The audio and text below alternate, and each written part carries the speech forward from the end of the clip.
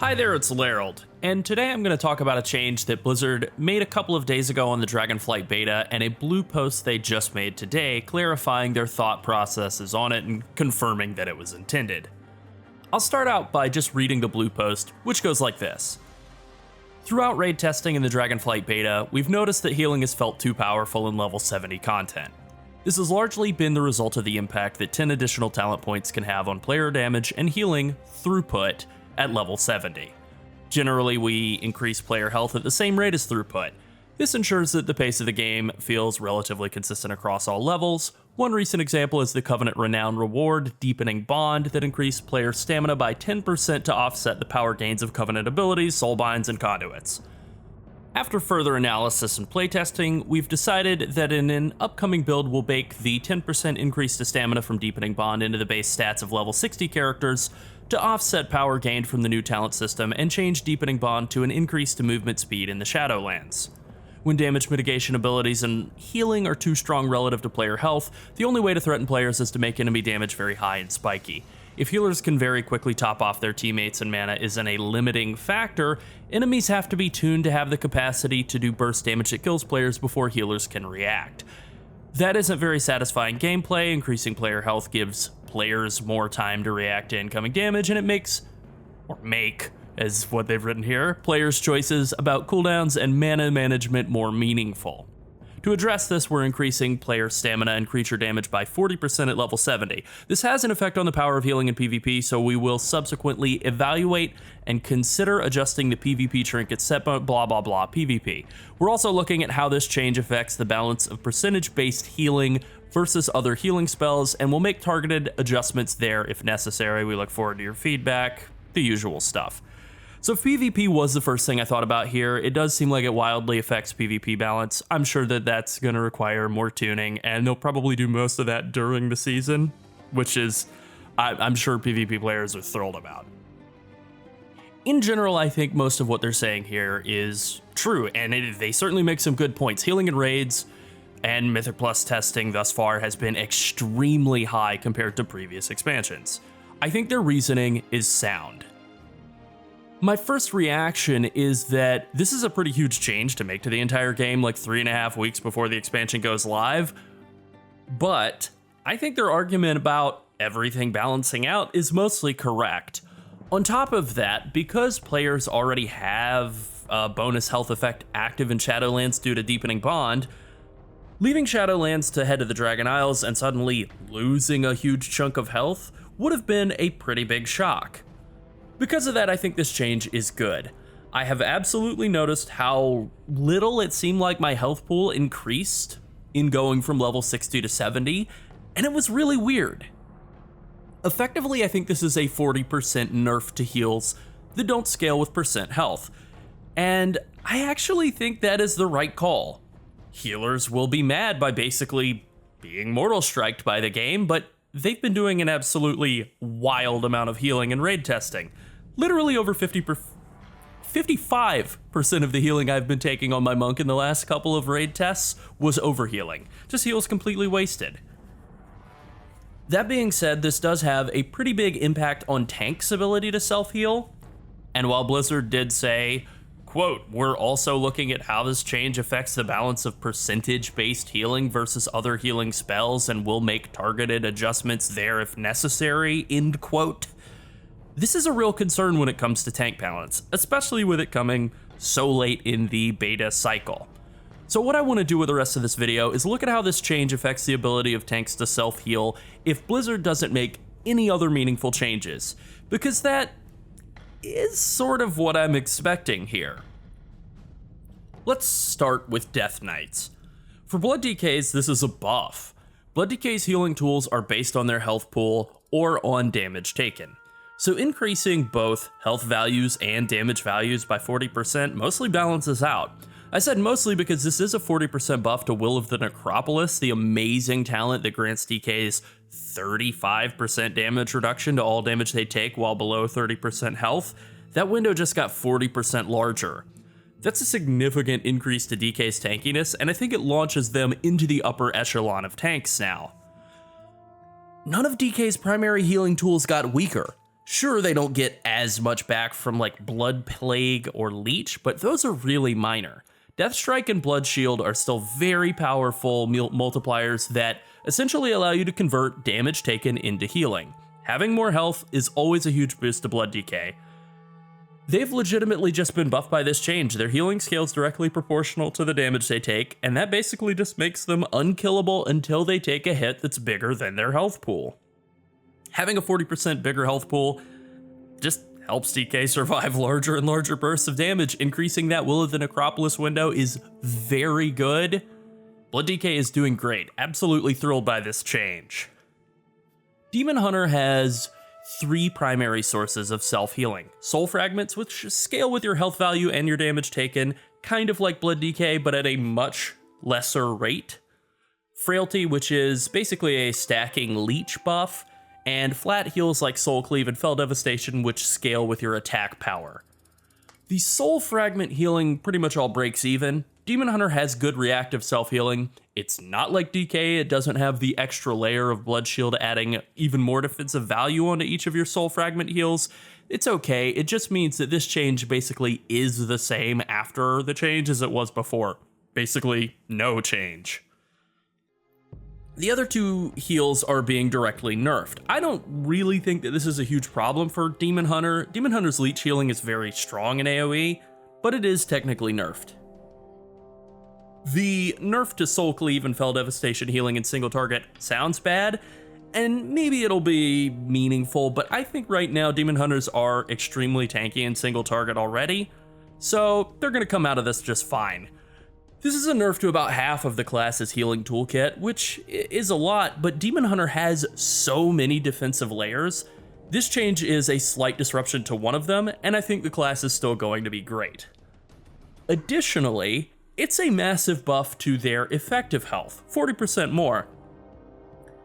They have so many defensive layers, Frailty giving you damage reduction, Calcified Spikes giving you damage reduction, increased uptime on demon spikes, so many other aspects of their kit that scale really well, and having 40% more effective health to bolster that with is pretty impactful. Bear Druid has 2 main sources of healing: Frenzied Regeneration, which scales with your health pool, and Elun's Favored, which heals you for 30% of all the arcane damage you do. You also have a 30% self-heal in the talent tree by the name of Renewal, and you can also get self-shielding from Ursoc's Fury. This is a non-change to Frenzied Regen and Renewal. It's a relative nerf to the value of Elun's Favored and Ursoc's Fury. I just went over the changes to Druid yesterday in a video about Guardian Druids, and I think this highlights what I already said there. Ursoc's Fury has been nerfed so hard that I think it's no longer worth pursuing in most content. Goodbye Thrash healing, hello Moonfire healing. Bear Druid's Mastery increases your healing received, and the talent Verdant Heart increases your healing received during Frenzied Regen and Bark Skin by 20%. So between those 2 effects, I think that Bear Druid's healing intake is still going to be alright. Self-healing from Moonfire damage is down a bit relative to the size of your health pool, but I think this set of changes has a relatively minor impact on Bear Druids overall. The added healing intake value from Verdant Heart really helps out a lot during the periods when you need healing most, and I think that talent compensates for this change pretty effectively. Brewmaster Monk has 4 main sources of healing: Expel Harm, Healing Spheres, Gaiplin's Imperial Brew, and Healing Elixir. Celestial Brew is also sort of on this list, but it is usually used more as a defensive cooldown than as a constant self-heal, and just from my experience in using it in raid testing, it's actually pretty hard to get bosses to do enough damage to eat the whole thing. Expel Harm scales with your attack power, so it is nerfed. Healing Spheres scale with your attack power, and their spawn rate is controlled by damage taken relative to your health pool, so those are also nerfed as well. Their spawn rate should remain exactly the same, but both of these heals will be about 40% less effective than they were before. And with the recent nerf to Strength of Spirit for all specs of monks, Brewmaster self-healing is very low. Healing Elixir scales off of your health pool, so that is unchanged, and Gaiplin's Imperial Brew heals you for a percentage of all damage you purify, meaning it's stronger the more damage you take, so this has actually been buffed. In my experience of playing Monk and testing in Raid and Mythic Plus, I have to say that most of my self-healing is overhealing. Just looking at logs of the last couple of bosses, I was averaging over 70% overhealing on Celestial Fortune, the effect Brewmasters have that makes you take extra healing based on your crit chance. 70% overhealing. 70! That's insane. On Mythic Senarth, I was over 80% overhealing on Celestial Fortune. Absurd. With health pools being so small and healing values being so big, this was doing very weird things with the way that monks receive healing, and very heavily devaluing crit, which has historically been one of your best stats. For monks, I think this change is obviously a nerf, but it's not a huge one. It mainly shifts you back toward relying on your healers to keep your health pool afloat. That was already the case in Dragonflight, so it's just more of the same that Brewmaster monks have had for years now. It also fixes a problem that was being created with Celestial Fortune and your stat scaling, and I think that's good. Protection Paladin has one heal that scales with your health pool: Lay on Hands. Other than that, every Paladin healing effect scales with your attack power and has thus been nerfed by 40% with this change. Word of Glory, Light of the Titans, Judgment of Light, Golden Path, Bulwark of Order, the talent that makes your Avenger Shield grants you Absorb Shield for 50% of the damage it deals. All of those scale with your attack power. This is bad news for Paladins. Paladins are very reliant on their self-healing to sustain themselves. There's a conception about tanks that DKs are the one that does the most self-healing, and that is correct. There's also a belief that Demon Hunters are kind of number 2 because they're sort of modeled like DKs, and that's not really true anymore. DKs, obviously, yeah, whatever. They're coming out of this fine, buffed, actually. But the tank that does the second most healing is Paladin, by a really big margin. They're super reliant on their self-healing to survive. Demon Hunters got a bunch of extra defensive layers in the form of Frailty and Calcified Spikes, on top of big health pools, Metamorphosis, the whole bag of tricks that they have that have been added now, as well as all the old stuff that they've enjoyed since they were first introduced. Paladin hasn't gotten a bunch of new defensive layers in Dragonflight. It has more self-healing and more self-shielding, and that's mostly it. It has high armor, it has percentage damage reduction scaling from standing and consecration, it has block chance, and it has self-healing. Pally's self-healing was the glue that held the rest of the kit together. It's just been nerfed very hard, and I seriously think that Pallies are in trouble now. Protection Warrior has several sources of self-healing and self-shielding, but most of the class's toolkit is built around mitigating damage before you ever take it, so it comes out of this pretty well. Impending Victory is a percentage self-heal. Indomitable heals you for 1% of your health for every 10 rage you spend, and you spend somewhere in the range of 12 to 15 rage a second, so 1.25 to 1.5 of your percent of your health every second. Pretty nice. Ignore Pain is a flat absorb, and Leech is flat self-healing, and warriors get about 10% leech from their tree and 30% Ignore Pain leech. This is a bit of a mix of nerfs and buffs to the class. None of the self-heals have been buffed. Basically half of them have stayed relatively the same, and Ignore Pain, which is your main self-absorb skill, has been nerfed by, relatively speaking, 40%. However, Warrior has a lot of stamina and health pool increasing talents in their talent tree, which is something unique about the class. And I'll go over in a bit more detail in a second here, the whole health consideration. But just to summarize the Warrior changes, moderate nerf to Ignore Pain and Leech, basically a non-change to your self-healing tools and mitigation tools, and a big buff to the value of health scaling. So one knock-on effect of buffing everybody's health by 40% is that it exacerbates the differences in health pools between tanks. It also affects talents that increase your health pool. So to compare all of the tanks on equal footing, I equipped every tank in 398 item level on average from the vendors in Orgrimmar, and here's a table comparing all of their health pools. 2, maybe 3 things jump off the screen here at me. First off, holy moly, Demon Hunters have absolutely preposterous health pools. And 2, Warriors have bigger health pools than Death Knights now. And maybe third, Pally's health pool is looking really anemic for a class that really doesn't do that much healing anymore. Now, I don't want this to be misleading. Having a bigger health pool does not automatically equal more tanky. It's definitely a lot more complicated than that, but having a bigger health pool does mean you have more health most of the time while you're tanking, and more health means you have an easier time surviving spell damage and boss abilities, and those are the two most dangerous things to tanks. I came into this set of changes thinking that Blood DK was the big winner, and I still think that's correct. But as I've worked through it, I think that Demon Hunter and Warrior are also small winners here too. Just purely because their health pools are so enormous now, and they have so many components of their defensive toolkits that gaining 40% more effective health just totally overrides every negative aspect of the changes and then some. They're just completely capable of weathering the storm of reduced healing. Paladin is the biggest loser.